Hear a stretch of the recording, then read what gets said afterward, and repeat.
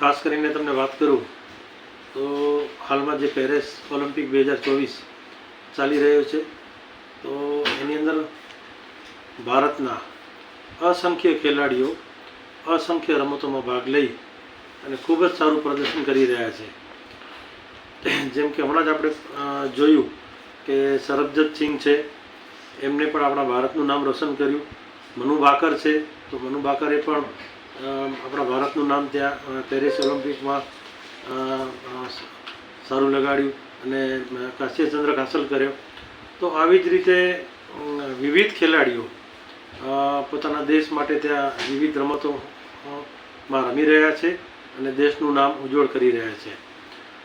છેલ્લા ઘણા સમયથી જોઈ રહ્યા છીએ કે જે રમતોમાં અગાઉ ભારતના ખેલાડીઓ ભાગ લઈ રહ્યા ન હતા, પણ એક સરકારનો અને બેક સપોર્ટ અને વિવિધ પ્રકારના ઇન્સ્ટિટ્યૂટો, તાલીમો, ખેલાડીઓને પ્રોત્સાહિત કરવા માટેની રાશિઓ, આ બધું સરકારે પોઝિટિવ થિંકિંગથી લીધું અને સ્પોર્ટમાં ખૂબ જ ચિંતા કરી રહી છે ભારતની સરકાર।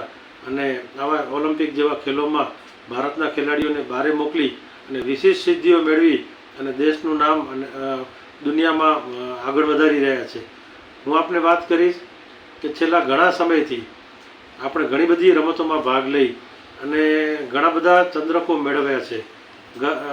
ગયા ઓલિમ્પિક્સની સરખામણીએ આ વખતે જ્યારે વિવિધ ખેલાડીઓને આપણે જોઈ રહ્યા છીએ ત્યારે અગાઉ કરતાં જે ચંદ્રકો આપણને આ વખતે વધુ મળવાની આશા છે અને આશા રાખીએ કે આ બધા ખેલાડીઓ સારું પ્રદર્શન કરે અને ભારતનું નામ દુનિયામાં રોશન કરે અને સારા ચંદ્રકો મેળવી અને સારી સિદ્ધિ મેળવી અને આ ઓલિમ્પિકમાં આપણા દેશનું નામ રોશન કરે।